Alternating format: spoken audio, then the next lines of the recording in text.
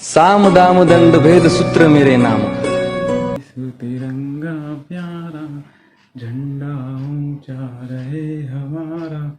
जय हिंद। नमस्कार दोस्तों, मैं मनोज अपने YouTube channel Uttarakhand unique study में आप सबका स्वागत करता हूं। और अब चलेगी हिंदी की वेब सीरीज।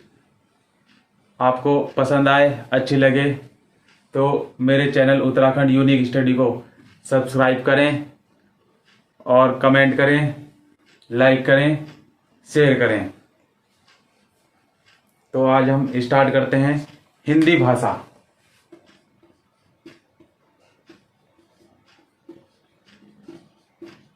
हिंदी भाषा व व्याकरण का सामान्य परिचय।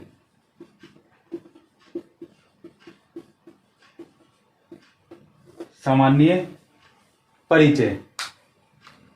सबसे पहले बात करेंगे हम भाषा की। भाषा भाष धातु से मिलकर बना है। भाष धातु से मिलकर बना है, धातु से।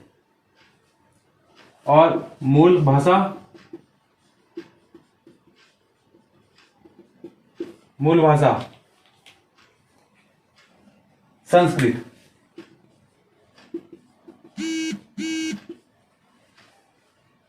संस्कृत। शाब्दिक अर्थ इसका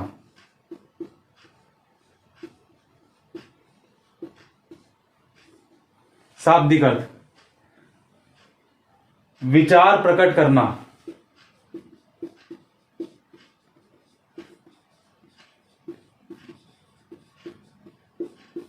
विचार प्रकट करना।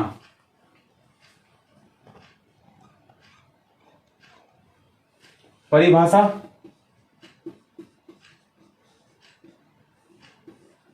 परिभाषा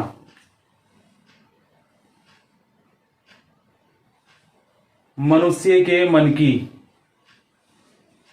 मनुष्य के मन की आध्वन्यात्मक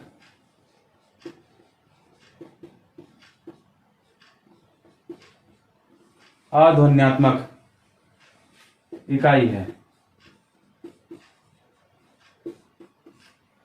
भाषा। नक इसमें है अ, उपसर्ग, ध्वनि, ध्वनि, आत्मक, आत्मक। आ का उपसर्ग है, इसका अर्थ होता है नहीं, नहीं। तो मनुष्य के मन का वह भाव जिसमें आवाज नहीं होती। मनुष्य के मन का वह भाव, वह भाव, फीलिंग्स, जिसमें आवाज नहीं होती।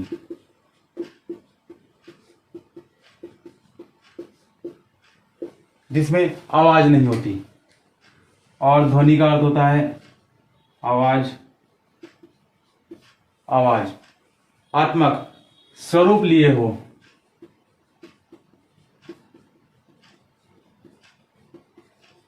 स्वरूप लिए हो। जिस माध्यम से प्रकट करते हैं, मनुष्य के भाव जिस माध्यम से प्रकट करते हैं।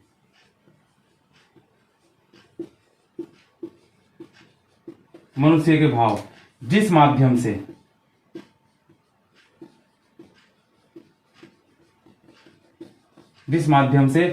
प्रकट करते हैं। जिस माध्यम से प्रकट करते हैं। साधन मनुष्य के भाव से, मन के भाव जिस माध्यम से प्रकट करते हैं। प्रकट क्या, माध्यम क्या हो गया, माध्यम हो गया साधन। साधन। और इसको और आसान भाषा में समझे अगर, विचार है कोई मन में हमारे विचार है और यह विचार दूसरा, ये व्यक्ति हैं दो व्यक्ति। अब विचार प्रकट जो होंगे आमने सामने व्यक्ति से होंगे, समूह में होंगे। तो इस व्यक्ति के मन का कोई विचार है, अब दूसरे व्यक्ति को बताना है, तो जो माध्यम होगा बताने का, माध्यम या साधन, जो माध्यम या साधन होगा, मनुष्य के मन के विचार दूसरे मनुष्य या व्यक्ति को वह विचार प्रकट करने के लिए, बताने के लिए जो माध्यम या साधन होगा वह भाषा है। क्लियर हुई बात? ठीक है।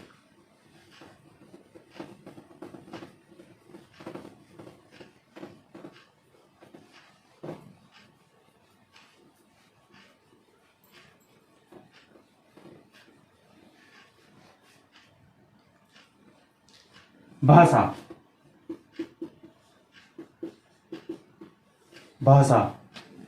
वह साधन है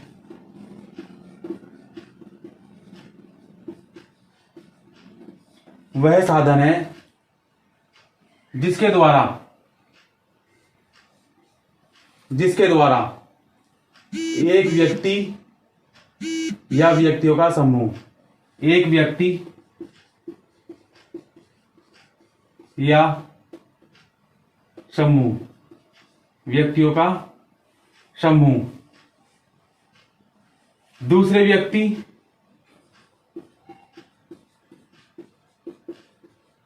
व्यक्ति या व्यक्तियों का समूह अपने विचारों का आदान प्रदान, अपने विचारों का आदान प्रदान, अपने विचारों का आदान प्रदान और विचारों का लेन देन,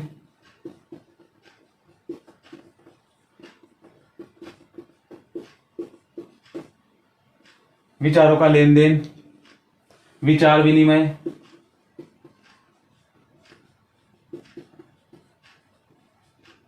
विचार विनिमय, विचार विमर्श,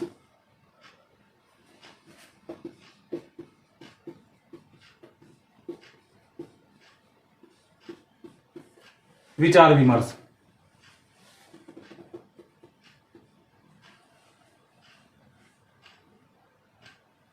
क्या है? भाषा है।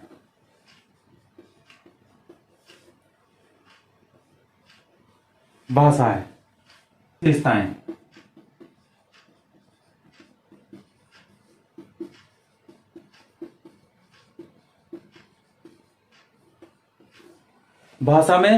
भाषा की विशेषताएं, भाषा में क्या क्या विशेषताएं होती हैं? भाषा अर्जित संपत्ति है, अर्जित संपत्ति है भाषा। एक सामाजिक प्रक्रिया है भाषा।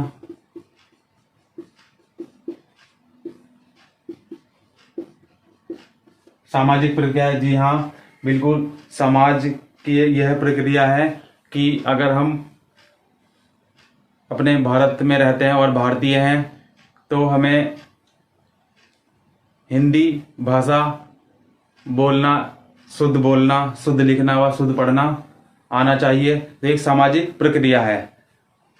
अच्छा, भाषा का अंतिम स्वरूप नहीं होता।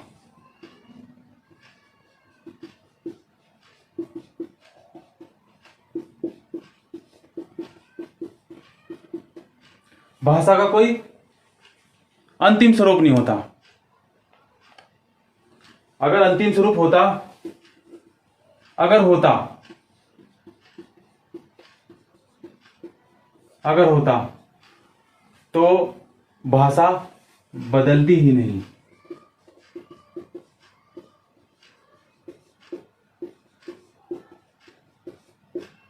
अगर भाषा का स्वरूप होता तो भाषा बदलती ही नहीं।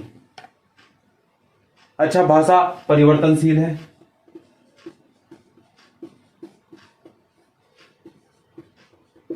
जी हाँ, बिल्कुल।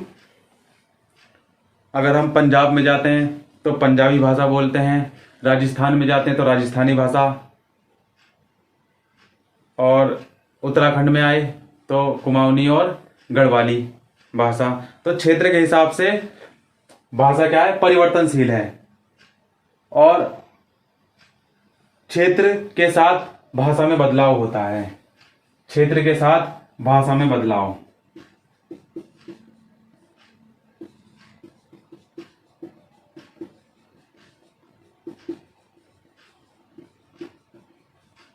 क्षेत्र के साथ भाषा में बदलाव होता है, बिल्कुल। भाषा का स्वरूप होता है, मानक स्वरूप।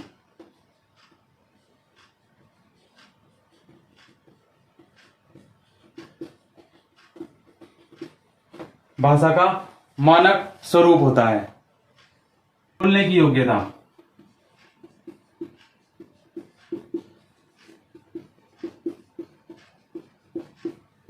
बोलने की योग्यता जन्मजात होती है।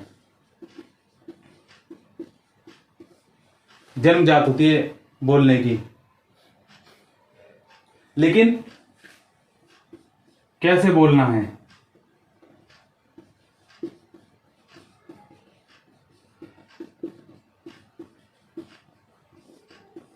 कैसे बोलना है, ये समाज में रहकर सीखते हैं हम।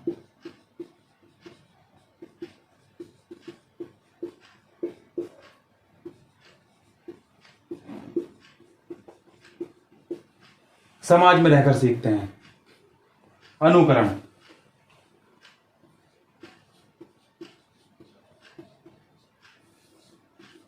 अनुकरण,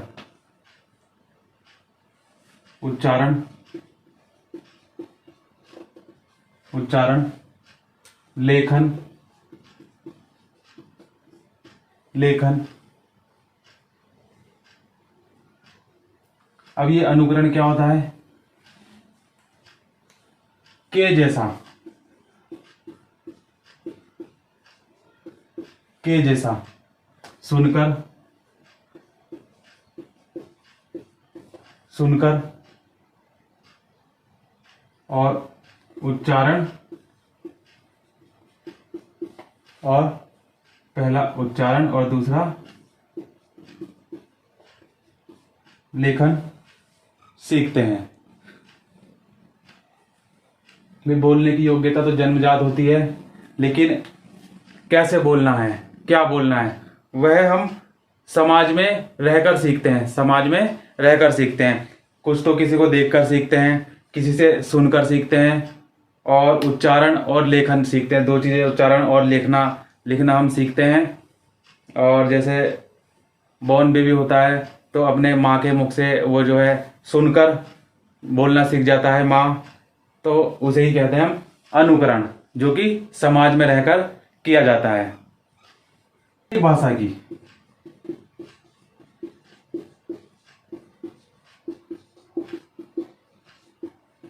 प्रत्येक भाषा की अपनी लिपि, अपनी व्याकरण।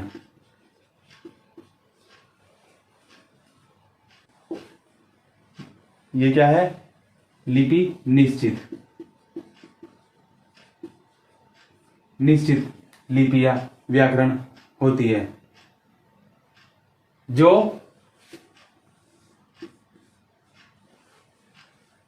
ध्वनि चिन्हों को,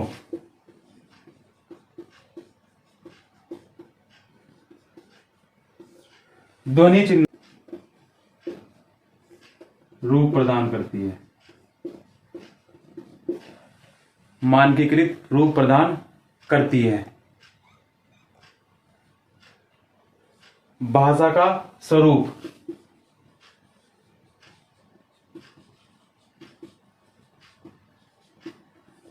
भाषा का स्वरूप कठिन से सरल की ओर होता है।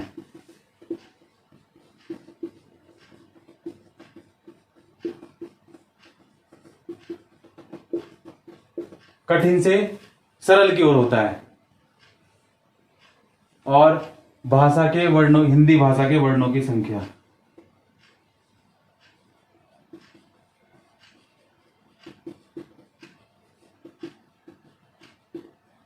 भाषा के वर्णों की संख्या, मूल वर्ण 44, हिंदी में टोटल वर्ण 52 और हिंदी में मानक वर्णों की संख्या 56 होती है, जो कि मैं आगे जाकर आपको सभी को विस्तार रूप से बताऊंगा।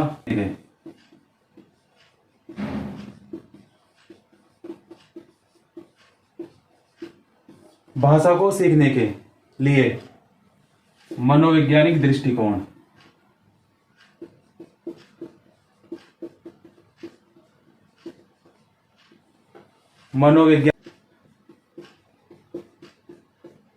मनोवैज्ञानिक दृष्टिकोण कितने हैं?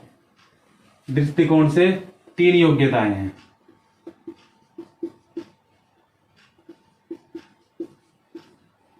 तीन योग्यताएं हैं। जिज्ञासा,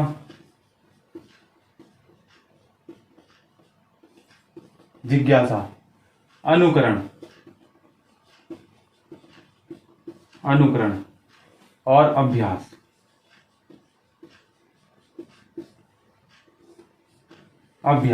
ये 3 योग्यता हैं मनोवैज्ञानिक दृष्टिकोण से।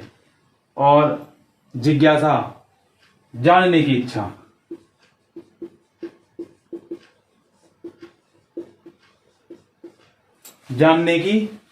इच्छा, और यही 3 योग्यताएं अगर हम अपने जीवन में इनका अनुकरण करें तो हम अपने जीवन में वो बहुत कुछ पा सकते हैं जिसकी हमने कभी कल्पना भी नहीं की होगी। तो हमें हिंदी भाषा को ही समझने के लिए नहीं, और भी जितने विषय हैं जो हमारी प्रतियोगिताओं में आते हैं, तो उन सभी में भी जानने की इच्छा होनी चाहिए। भाई जिज्ञासा होगी तभी तो हम आगे पढ़ेंगे, और फिर पढ़ने के बाद, समझने के बाद उसका अनुकरण करेंगे। अनुकरण भी कर लिया, अनुकरण करने के बाद अभ्यास। अगर हम अभ्यास करते हैं तब हम अपने जीवन में सरकारी नौकरी पा सकते हैं। सबसे पहले हम सुनना सीखते हैं, उसके बाद हम बोलना सीखते हैं,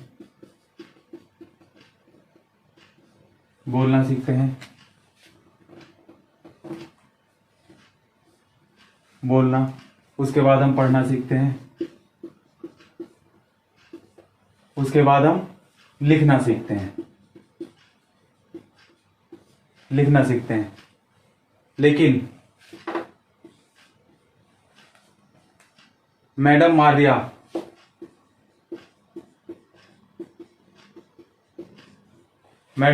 मारिया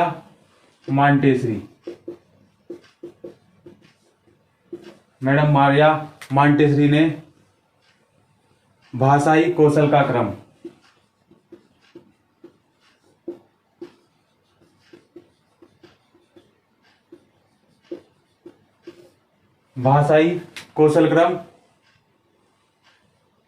अंतिम क्रम आगे पीछे किया है।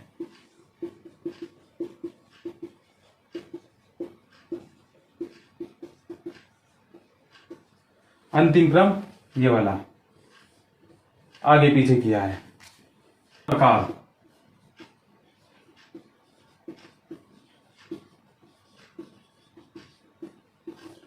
भाषा के प्रकार 2, 3 प्रकार भी होते हैं। 3 कौन कौन से?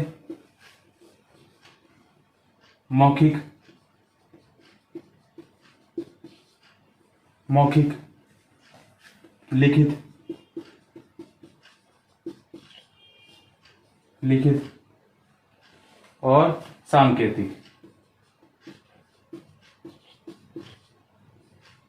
सांकेतिक मौखिक, जैसे टेलीफोन, टेलीफोन, रेडियो, रेडियो और नेता, नेता। और मौखिक को हम बोलकर और सुनकर, बोलकर और सुनकर, बोलकर और सुनकर प्राप्त करते हैं। और लिखित भाषा को हम लिखकर और पढ़कर प्राप्त करते हैं, पढ़कर प्राप्त करते हैं। और सांकेतिक, सांकेतिक भाषा होती है संकेत या इशारे।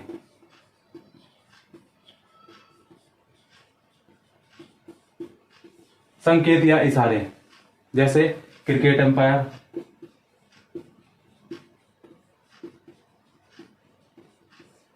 क्रिकेट अंपायर, यातायात पुलिस,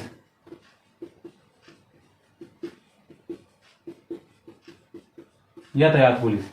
जैसे होता है ना cricket umpire, out, 6, wide ball, no ball.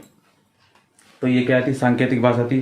अब अंपायर ये थोड़ी ना कहेगा अगर विराट कोहली आउट है या Sachin Tendulkar, master blaster Sachin Tendulkar, cricket का पिता उन्हें कहा जाता है। तो अब सचिन तेंदुलकर 99 पे आउट हुआ और अंपायर क्या सारी ऑडियंस को क्या कहेगा?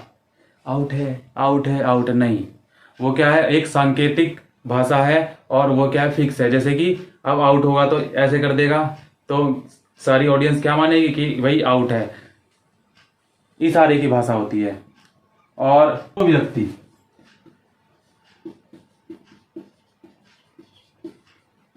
दो व्यक्ति एक दूसरे को प्रत्यक्ष बैठकर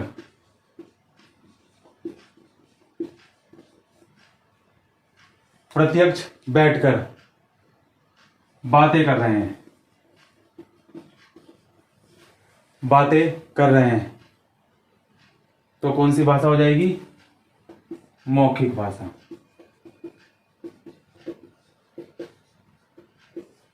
मौखिक भाषा।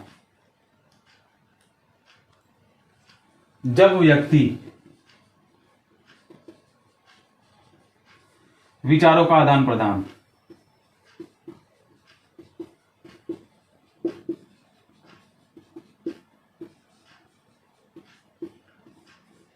विचारों का आदान प्रदान, पत्र पत्रिकाएं,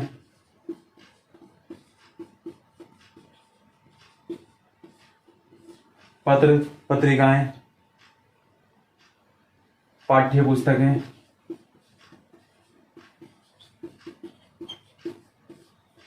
पाठ्य पुस्तकें, समाचार पत्र, समाचार पत्र के माध्यम से प्राप्त करता है। जब व्यक्ति विचारों का आदान प्रदान लिखकर करता है, लिखकर,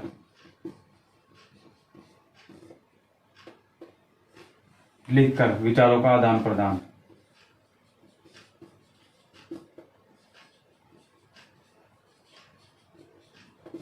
विचारों का आदान प्रदान लिखकर करता है और सामने वाला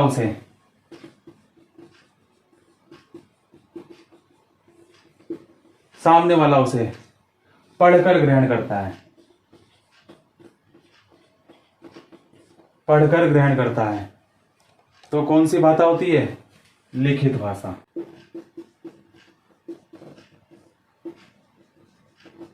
लिखित भाषा कौन सी है? जो हम पत्र पत्रिकाओं के माध्यम से, पाठ्य पुस्तकों से और समाचार पत्रों के माध्यम से पढ़कर प्राप्त करते हैं, वह कहलाती है लिखित भाषा, सबसे सरल भाषा,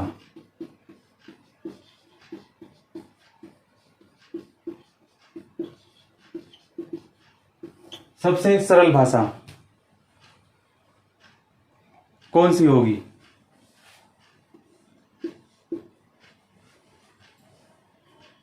कमेंट करके बताएं मुझे। और सबसे कठिन भाषा,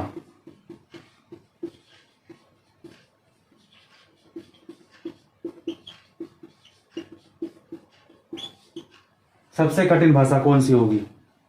कमेंट करके मुझे बताएं सबसे सरल भाषा कौन सी होगी और सबसे कठिन भाषा कौन सी होगी।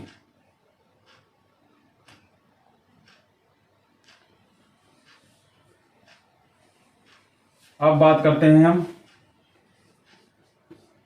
ये आपके लिए 2 प्रश्न थे। अब बात करते हैं हम सांकेतिक भाषा की।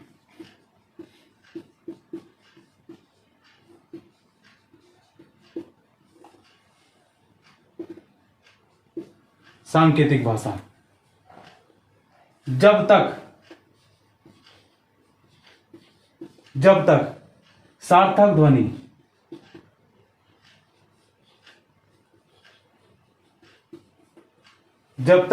ध्वनि का उच्चारण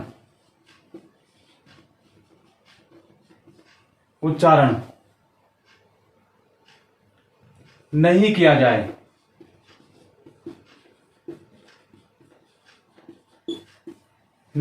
जाए, तब तक कौन सी भाषा कहलाती है? सांकेतिक भाषा।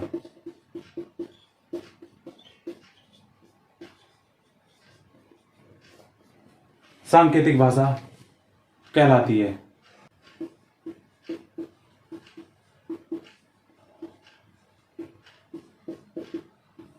सार्थक शब्द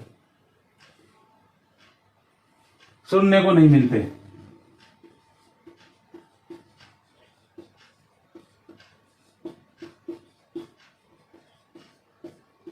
जब तक सार्थक शब्द सुनने को नहीं मिलते, जब तक कोई शब्द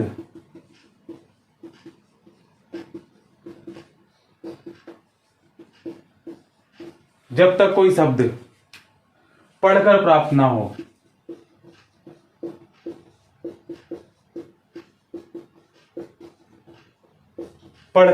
ना हो, तब तक वो कौन सी भाषा है? सांकेतिक भाषा है। एवं भारतीय भाषाएं,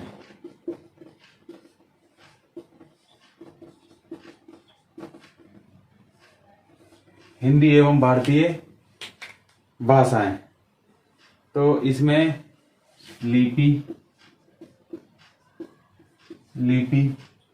भाषा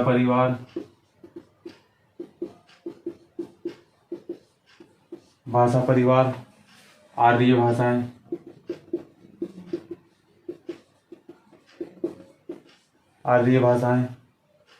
भाषा के विकास,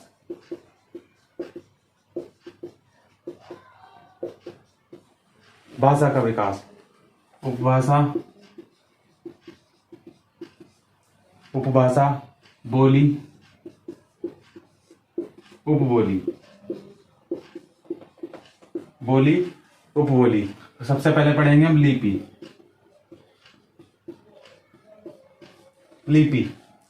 लिखने का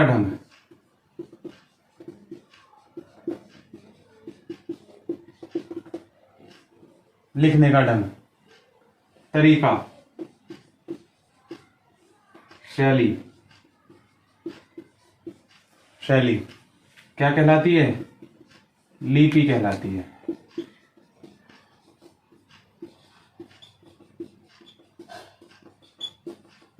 लिपि कहलाती है।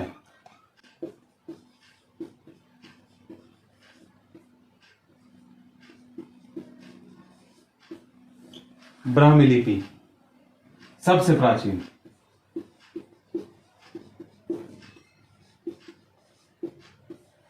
प्राचीन, लिपि है। बाएं से दाएं की ओर लिखी जाती है। देवनागरी लिपि,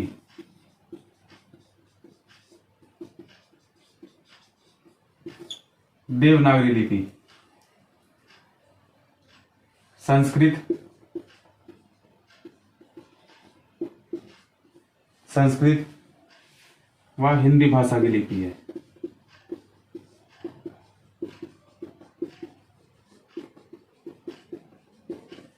लिपि है अरमाई की लिपि,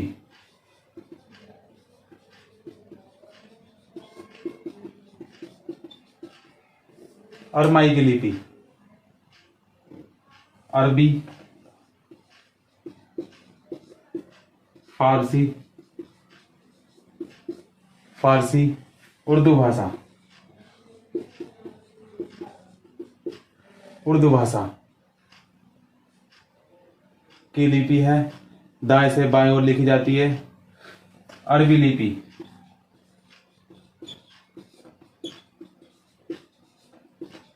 अरबी लिपि उर्दू भाषा की,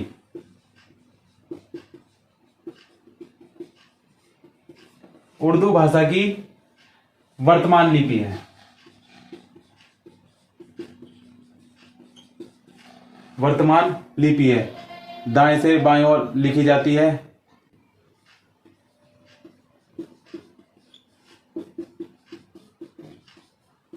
खरोष्ठी लिपि गधे के होठ वाली लिपि है।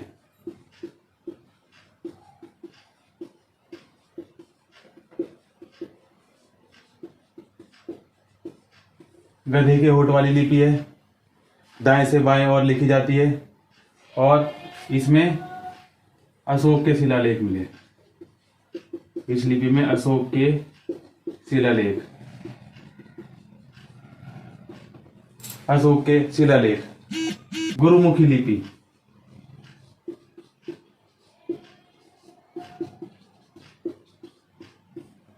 गुरुमुखी लिपि पंजाबी भाषा है इसमें।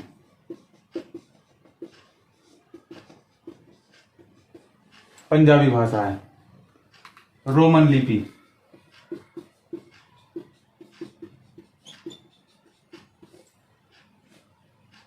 रोमन लिपि। फ्रेंच, अंग्रेजी, स्पेनिश, स्पेनिश,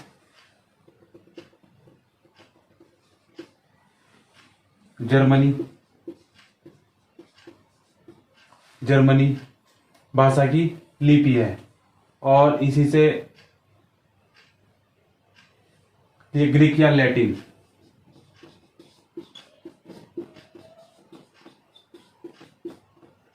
ग्रीक या लैटिन। अंग्रेजी भाषा की वर्तमान,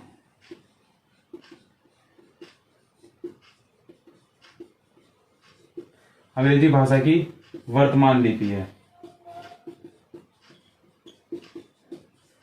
वर्तमान लिपि है।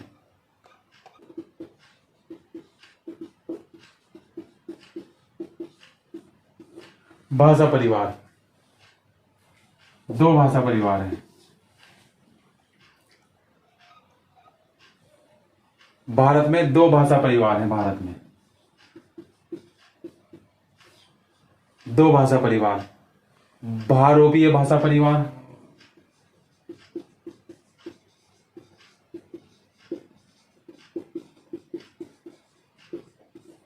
भारोपीय भाषा परिवार जिसमें कौन कौन सी आती हैं? संस्कृत, हिंदी, हिंदी, अंग्रेजी, अंग्रेजी। और दूसरा परिवार है द्रविड़ परिवार, द्रविड़ परिवार। इसमें तमिल, तमिल, तेलुगु, तेलुगु, उड़ीसा, उड़िया, उड़ीसा में बोली जाती है। मराठी, मराठी, मलयालम,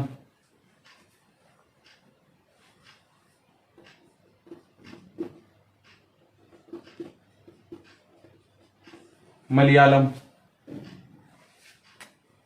तमिल तमिलनाडु में बोली जाती है।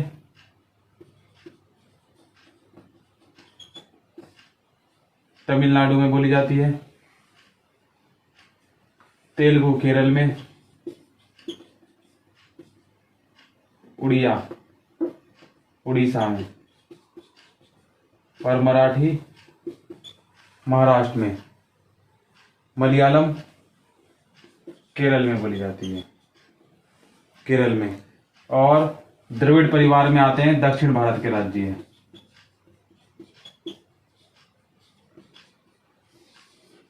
दक्षिण भारत के राज्य द्रविड़ परिवार की भाषा में आते हैं आर्य भाषाएं।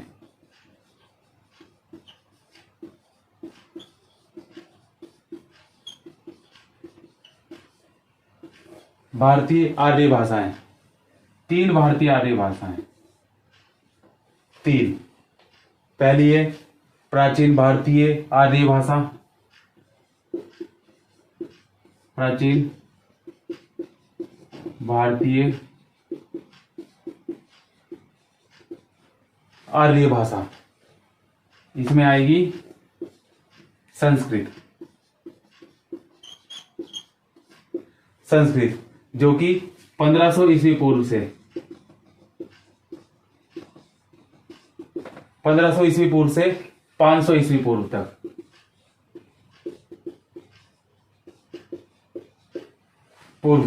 दूसरी आएगी मध्यकालीन भारतीय आर्य भाषा। मध्यकालीन भारतीय आर्य भाषा। आर्य भाषा इसमें पाली,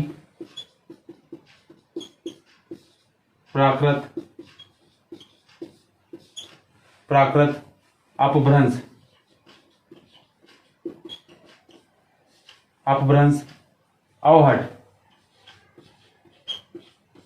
अवहट आती है। और पाली भाषा में लिखा गया बौद्ध धर्म। और प्राकृत भाषा में जैन धर्म। और इसका शासनकाल टाइम पीरियड 500 ईस्वी पूर्व से 500 ईस्वी पूर्व से 1000 ईस्वी तक 1000 ईस्वी तक रहा। आधुनिक भारतीय आर्य भाषा।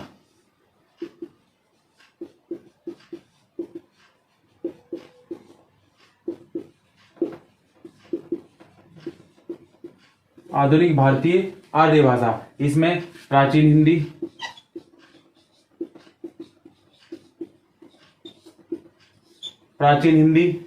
आधुनिक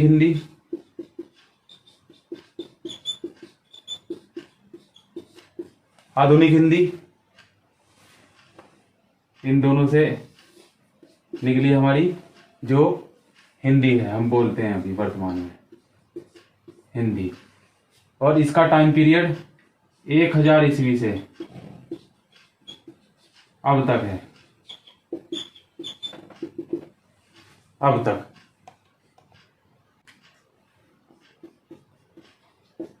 मातृभाषा क्या होती है? राजभाषा क्या होती है? राजभाषा। राष्ट्रभाषा क्या होती है? राष्ट्रभाषा क्या होती है? और मानक भाषा क्या होती है? मानक भाषा। मातृभाषा हम परिवार, पड़ोस, माता पिता से सीखते हैं। जो परिवार की भाषा हो, पड़ोस की भाषा, माता पिता की भाषा हो, वह कहलाती है हमारी मातृभाषा। राजभाषा में सरकारी कामकाज,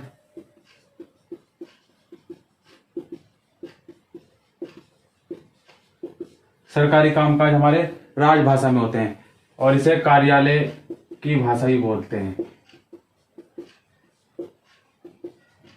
कार्यालय की भाषा भी इसको बोलते हैं। राष्ट्रभाषा, राष्ट्रभाषा क्या होती है? ये कहलाती है देश की भाषा, देश की भाषा। और जो कि आज 15 अगस्त है, हमारा 75वां स्वतंत्रता दिवस, 75वां स्वतंत्रता दिवस। इसी के शुभ अवसर पर मैं आपके लिए लेकर आया हूं हिंदी सीरीज। अगर अच्छी लग रही हो तो लाइक करें, कमेंट करें, शेयर करें और मेरे चैनल उत्तराखंड यूनिक स्टडी को सब्सक्राइब करें। और देश की जो भाषा है राष्ट्रभाषा कहलाती है सबसे ज्यादा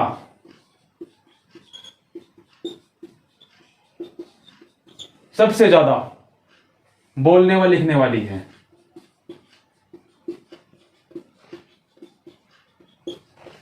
सबसे ज्यादा बोलने व लिखने वाली भाषा कौन सी है? हिंदी, जो कि हमारी क्या है? राष्ट्रभाषा है। मानक भाषा क्या होती है? मानक भाषा किसी भाषा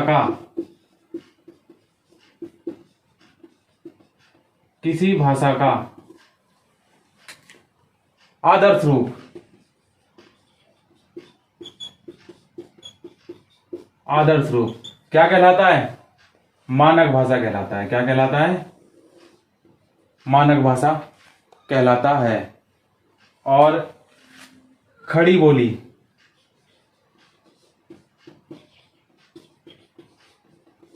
खड़ी बोली हिंदी की मानक भाषा है।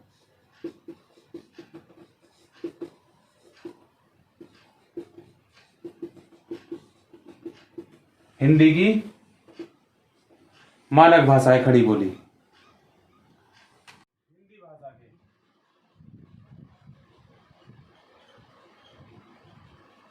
3 दृष्टिकोण हैं।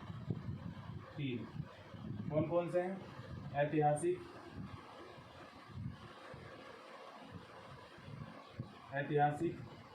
भौगोलिक,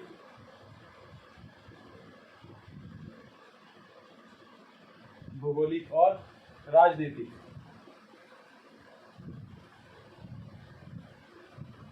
ये 3 दृष्टिकोण हैं भाषा के। और ऐतिहासिक दृष्टि से संस्कृत हमारी क्या है? मूल भाषा है। मूल भाषा है। और संस्कृत भी कौन सी? वैदिक संस्कृत।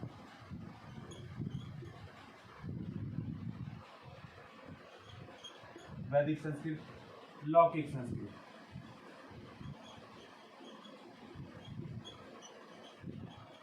लौकिक संस्कृत।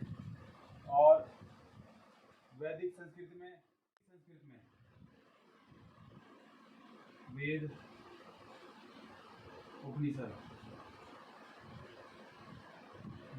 उपनिषद आते हैं। और लौकिक संस्कृत में रामायण,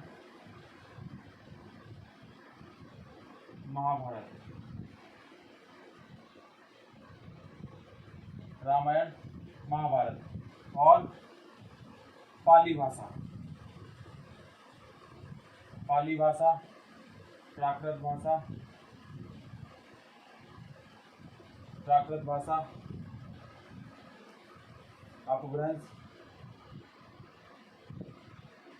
अपभ्रंश और अपभ्रंश से निकली हमारी शौर सैनी अपभ्रंश।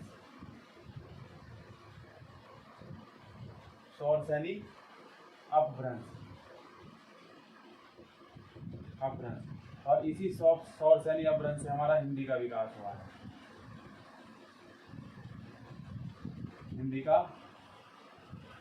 हुआ है। हमारा शौर सैनी अपभ्रंश से। पाली भाषा में लिखा गया बौद्ध धर्म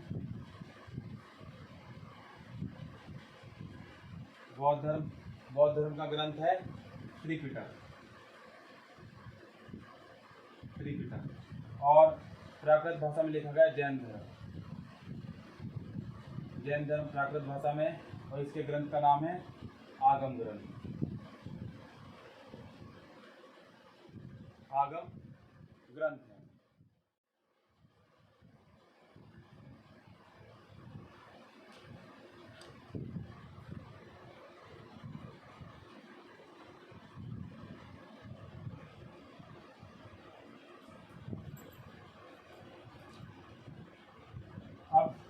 मेरा एक प्रश्न है आपसे। हिंदी का विकास माना जाता है।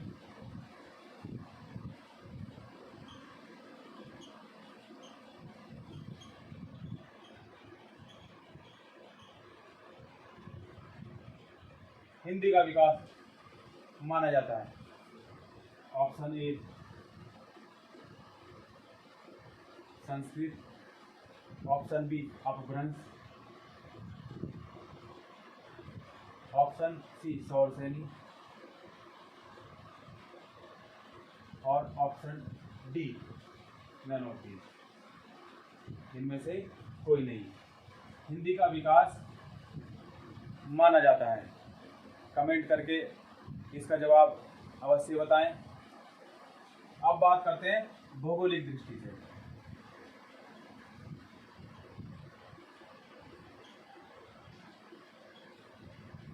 भौगोलिक दृष्टि से मध्य देशीय भाषा है। मध्य देशीय या मध्य भाग या मध्य भारत। गंगा यमुना का मैदानी भाग। गंगा यमुना का मैदानी भाग। मैदानी भाग, गंगा यमुना का मैदानी भाग। और हिंदी भाषा, हिंदी भाषा बहुल्य क्षेत्र है। कौन कौन से? Chhattisgarh, Chhattisgarh, Rajasthan, Rajasthan, Bihar, Bihar, UP, UP, Haryana, Haryana, Himachal Pradesh, Himachal Pradesh, Delhi, Delhi, Andaman Nicobar.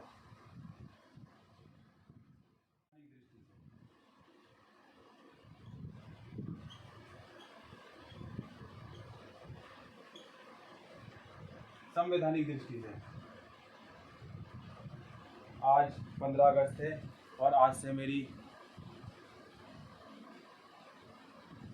हिंदी की वेब सीरीज स्टार्ट हो रही है और जो कई भागों में होगी, और जिसमें भाग 1 में हम पढ़ रहे हैं भाषा और भाग 2 में हम पढ़ेंगे वर्णमाला। क्योंकि हिंदी व्याकरण जो है ना, वर्ण, शब्द और वाक्य,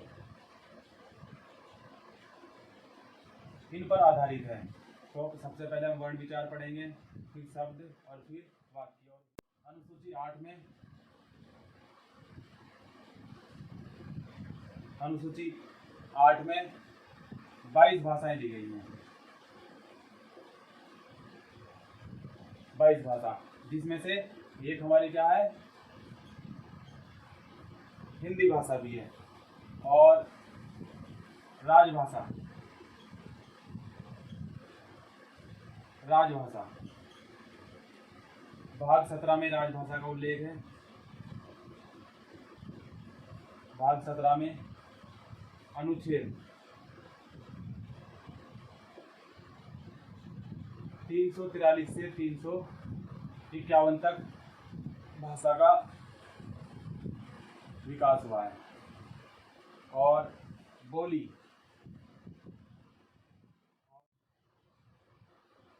भाषा, भाषा क्या होती है? व्यापक क्षेत्र होता है भाषा का।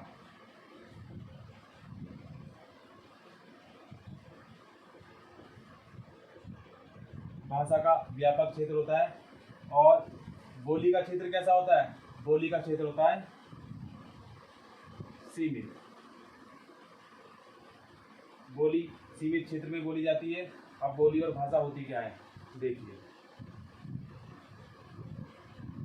ये क्या बोली गई, यहाँ पे बोली जाती है बोली। और यही बोली का अगर विस्तार हो जाए, विस्तार हो जाए तो ये क्या कहलाती है? ये फिर भाषा बन जाती है। और दोनों ही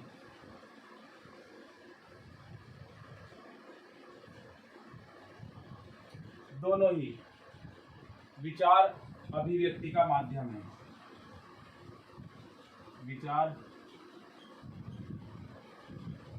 अभिव्यक्ति का क्या है? माध्यम है।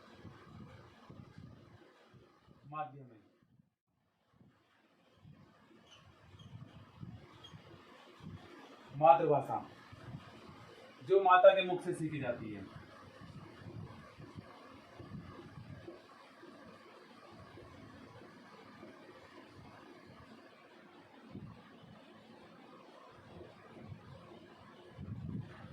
जो माता के मुख से सीखी जाती है।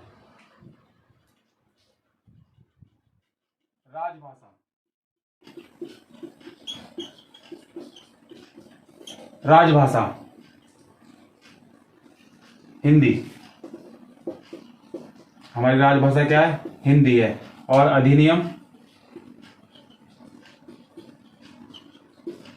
अधिनियम है 1963।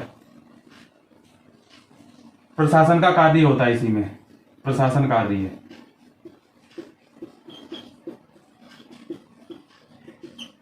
प्रशासन का कार्य हमारी राजभाषा में होता है। राष्ट्रभाषा क्या होती है?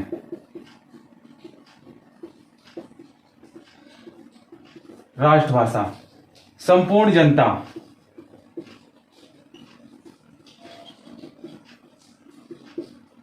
जनता, या अधिकांश जनता।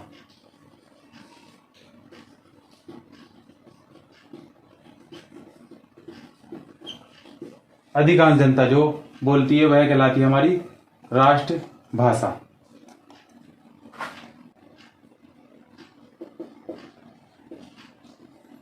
संस्कृत में कौन सी? वैदिक संस्कृत,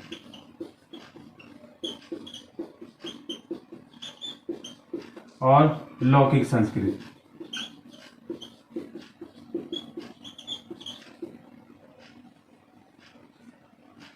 लौकिक संस्कृत। और यहीं से हुआ हिंदी का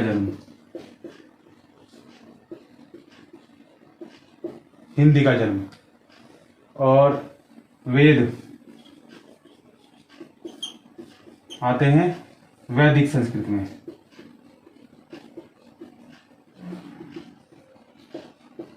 वैदिक संस्कृत में रामायण महाभारत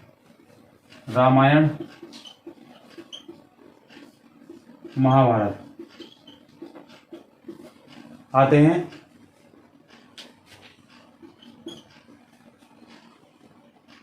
लौकिक संस्कृत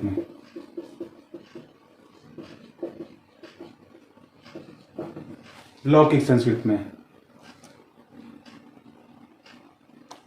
इसके बाद आई पाली।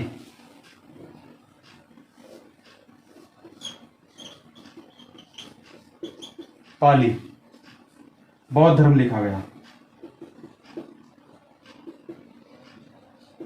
बौद्ध धर्म ग्रंथ का नाम है त्रिपिटक। और पाली के बाद आई प्राकृत में लिखा गया जैन धर्म। ग्रंथ का नाम है आगम।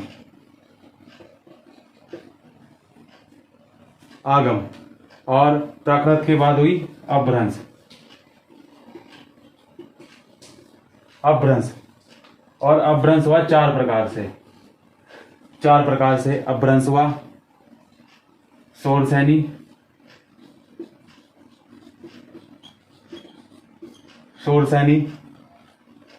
अर्धमागधी,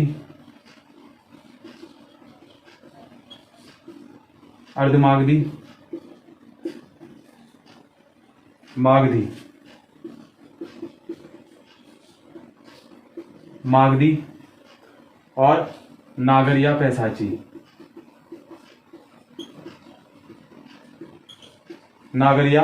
पैसाची। अपभ्रंश।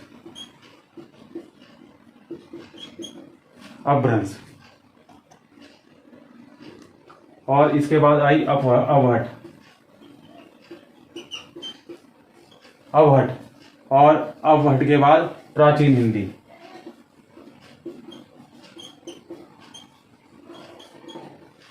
प्राचीन हिंदी, और प्राचीन हिंदी से निकली आधुनिक हिंदी।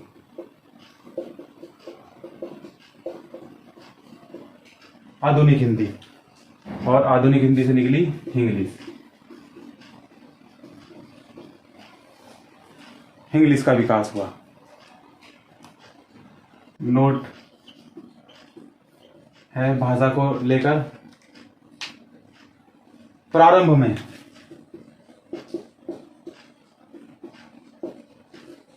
में 14 भाषा थी। 14 भाषा थी। वर्तमान में 22 भाषाएं।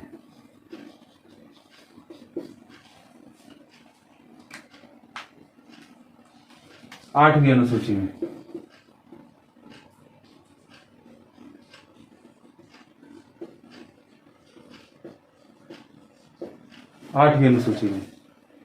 विकास।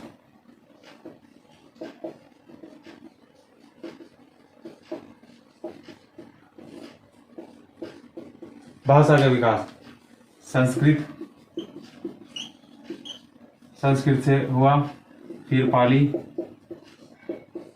पाली, फिर प्राकृत, फिर अपभ्रंश,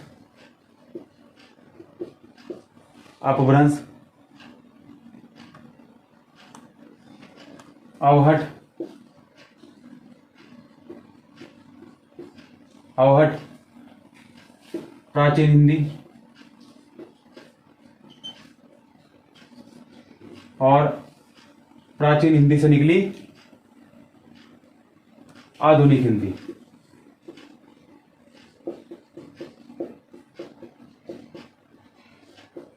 आधुनिक हिंदी, और आधुनिक हिंदी से मिलकर बनी इंग्लिश।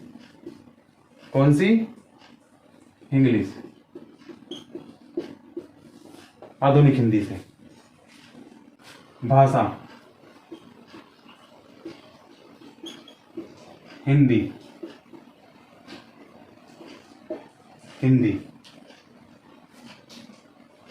अपभ्रंश के 4 रूप हैं। अपभ्रंश के 4 रूप हैं। पहला है शोरसैनी अपभ्रंश।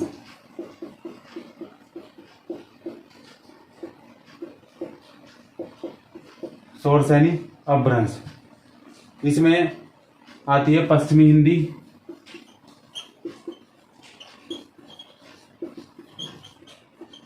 पश्चिमी हिंदी के अंतर्गत आती है। और पश्चिमी हिंदी क्या है? उपभाषा है। उपभाषा। और इस पश्चिमी हिंदी के अंतर्गत 6 भाषा आती हैं। 6 भाषाएं कौन कौन सी है? खड़ी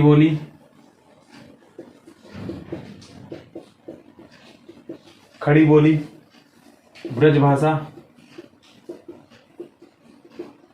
ब्रजभाषा, कन्नौजी,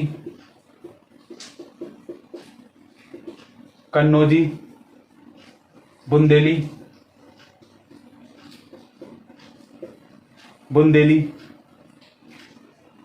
हरियाणवी,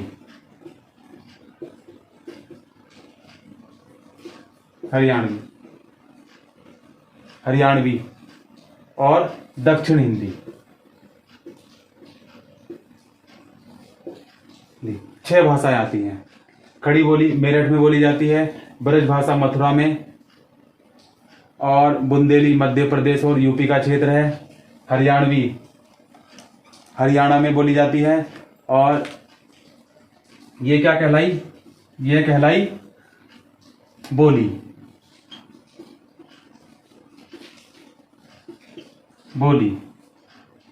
के बाद आती है उपबोली। उपबोली में आती हैं जाट और बांगरू। ये हरियाणवी की क्या है? उपबोली है।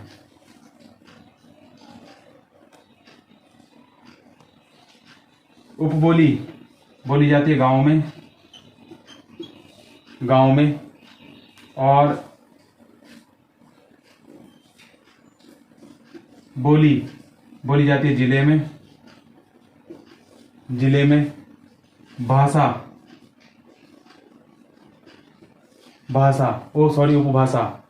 उपभाषा आती है, माफ करना, गांव में उपबोली बोली होती है जिले में, और उपभाषा होती है राज्य में बोली गई भाषा कहलाती है उपभाषा, और उपभाषा के राज्य के बाद आता है देश, और देश की होती है भाषा। उपबोली गांव में बोली जाती है, बोली जिला स्तर पर, उपभाषा राज्य स्तर पर बोली जाती है, और देश में बोली जाती है भाषा।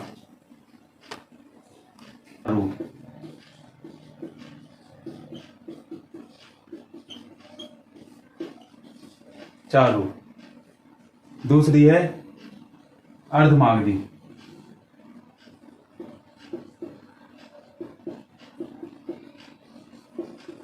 अर्धमागधी उपभाषा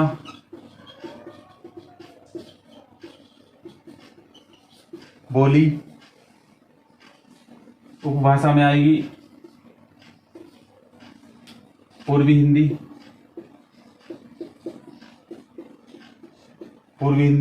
और पूर्वी हिंदी के अंतर्गत आती हैं 3 बोली। कौन कौन सी? अवधी,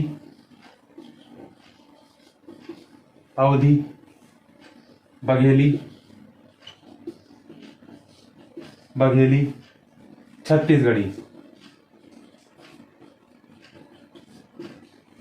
छत्तीसगढ़ी। अवधी बोली जाती है इलाहाबाद और लखनऊ में, बघेली बोली जाती है मध्य प्रदेश, यूपी और सताना जिला, और छत्तीसगढ़ी रायपुर में बोली जाती है। मागधी अपभ्रंश।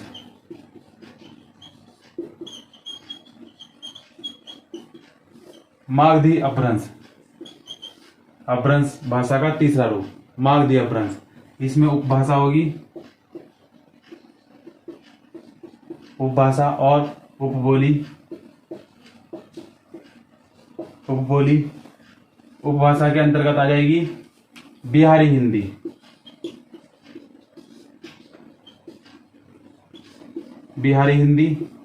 और बिहारी हिंदी के अंतर्गत 3 बोली आती हैं। 3 बोली कौन कौन सी है? वो है भोजपुरी,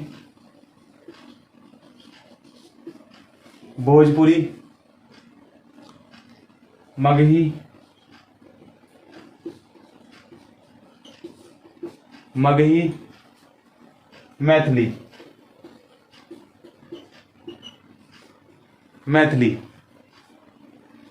भोजपुरी पटना में बोली जाती है, मगही सिवान जिला, और मैथिली दरभंगा मधुबनी। इस भाषा का चौथा रूप आता है नागर या पैसाची अपभ्रंश।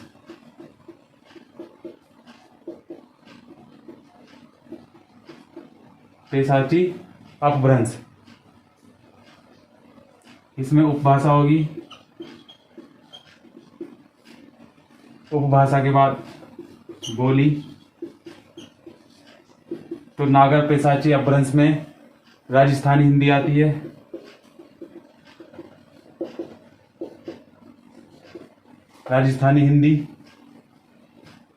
और राजस्थानी हिंदी में 4 बोली आती हैं।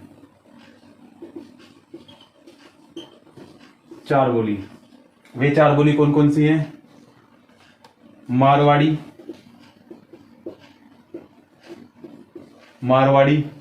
जयपुरी, मेवाती,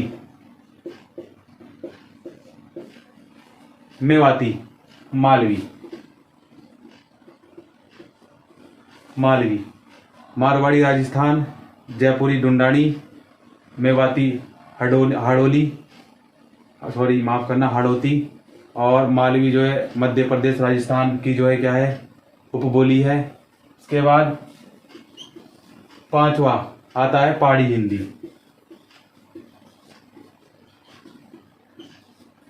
पहाड़ी हिंदी। पहाड़ी हिंदी के अंतर्गत कुमाऊनी और गढ़वाली, दो बोलियां आती हैं इसके अंतर्गत।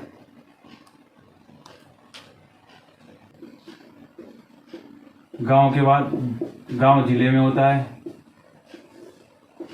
और जिला राज्य में होता है और राज्य देश में होता है। करेक्ट।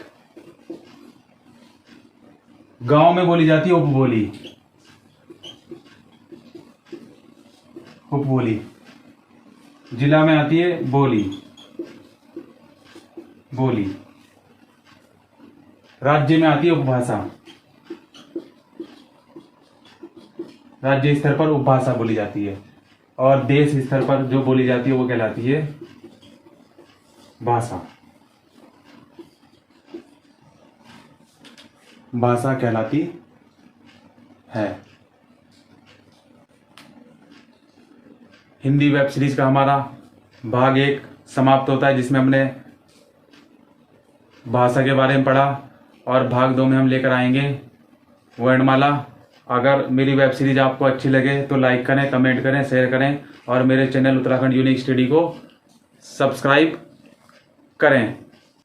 75वां स्वतंत्रता की वर्षगांठ हम मना रहे हैं और जिसके शुभ अवसर पर मैं आपके लिए हिंदी की वेब सीरीज लेकर आया हूं और आज ही मैंने उत्तराखंड की वेब सीरीज भी लॉन्च की है और अब आप ऐसे ही कंटिन्यू मेरी प्लेलिस्ट से मध्यकालीन भारत की वेब सीरीज, हिंदी की वेब सीरीज और उत्तराखंड की वेब सीरीज और अभी मैं घटना चक्र की वेब सीरीज भी लेकर आने वाला हूं, तो आप आनंद लीजिए और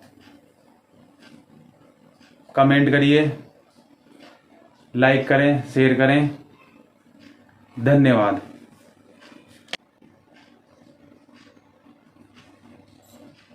जय हिंद, जय भारत। मेरा भारत महान है, महान था और महान रहेगा। जय हिंद।